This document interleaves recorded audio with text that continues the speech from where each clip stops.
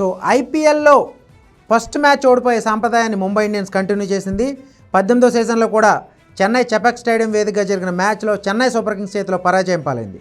So ఈరోజు మ్యాచ్లో Mumbai Indians స్థాయికి తగిన ప్రదర్శన ఏం చేయలేకపోయిందనే చెప్పుకోవాలి. రోహిత్ డకౌట్తో వారి పేలవ్ బ్యాటింగ్ స్టార్ట్ అయింది. సో చివరిలో దీపక్ చహర్ కానీ, మధ్యలో తిలక్ వర్మ కానీ, సూర్యకుమార్ యాదవ్ కానీ ఓ మాదిరి ఇన్నింగ్స్ ఆడకపోతే కనీసం ఆ 155 పరుగుల స్కోర్ కూడా వచ్చేది కాదు. ఒక విధంగా Chennai super Kings last time mega వేలం సమయంలో ఆఫ్ఘనిస్తాన్ స్పిన్నర్ నూర్ అహ్మద్ని కొనుక్కున్నప్పుడు చాలామంది అనుకున్నారు అతనికి 10 కోట్లు పెట్టడం ఎందుకు, చెన్నై రిస్క్ చేసిందా అనుకున్నారు. కానీ చెపాక్ స్టేడియంలో స్పిన్నర్లు ఎంత క్రూషియల్ రోల్ అనేది మరోసారి రుజువైంది. సో ఫ్రాంచైజీ తన మీద పెట్టుకున్న నమ్మకాన్ని నిలబెట్టుకుంటూ 4 ఓవర్లో 18 పరుగులు ఇచ్చి 4 కీలక వికెట్లు తీశాడు నూర్ అహ్మద్. అంటే చెన్నై సూపర్ కింగ్స్ తరపున ముంబై మిడిల్ ఆర్డర్ని అతను ఒక విధంగా తీవ్రంగా ఇబ్బంది పెట్టి వికెట్లు తీయడం ద్వారా ముంబైని తక్కువ స్కోర్కే కట్టడయ్యేలా చేశాడు. చివరిలో దీపక్ చహర్ ఆడకపోతే చెన్నై ఏదైతే ముంబై ఇండియన్స్ స్కోరు కనీసం 150 దాటేది కాదు. సో నూర్ అహ్మద్ అలాగే ఖలీల్ అహ్మద్ కూడా ఆరంభంలో కీలకమైన వికెట్లు వెంటనే తీయడం ద్వారా ముంబై జోరుకి బ్రేక్ వేశాడు. పవర్ ప్లేలో కేవలం 52 పరుగులే చేసింది Mumbai. At the same time middle ఓవర్స్లో స్పిన్ ఆడడంలో చెపాక్ స్టేడియం సర్వసాధారణంగానే స్పిన్కు అనుకూలిస్తూ ఉంటుంది. సో మిడిల్ ఓవర్స్లో స్పిన్ ఎదుర్కోవడంలో ముంబై బ్యాటర్లు ఫెయిల్ అయ్యారు. సో ఈ కారణంగానే 155 పరుగులే చేయగలిగింది.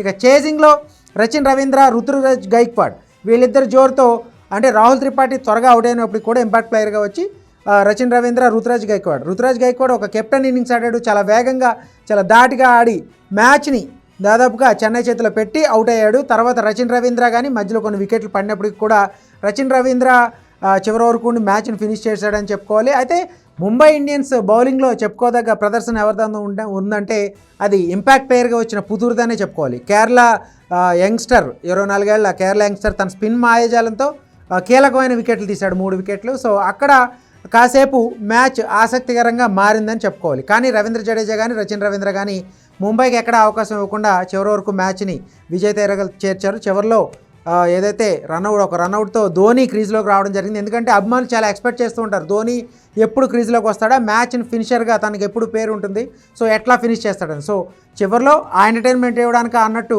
ధోని కూడా క్రీజ్లోకి వచ్చి మ్యాచ్ని ఫినిష్ చేశాడు. ఒక విధంగా చెన్నై సూపర్ కింగ్స్ ఈ సీజన్ కూడా ఒక గ్రాండ్ విన్తోనే స్టార్ట్ చేసింది. అట్ ది సేమ్ టైం ఐపీఎల్లో తమ ఫస్ట్ మ్యాచ్ ఓడిపోయే సాంప్రదాయాన్ని ముంబై ఇండియన్స్ కంటిన్యూ చేసింది.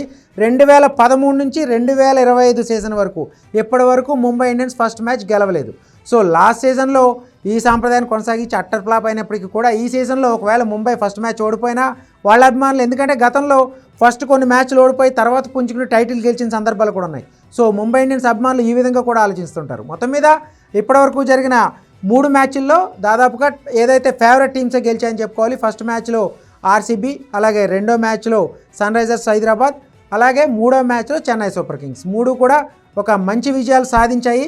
సో ఇక్కడ నుంచి ఎందుకంటే ఫస్ట్ మ్యాచ్లే కాబట్టి ఏ టీంని కూడా ఖచ్చితంగా మనం ఫేవరెట్గా చెప్పలేని పరిస్థితి. మొత్తం మీద చెన్నై ఈ సీజన్ని ఒక గ్రాండ్ విజయంతో స్టార్ట్ చేయడం అభిమానులకి ఫుల్ జోష్ ఇస్తుంది.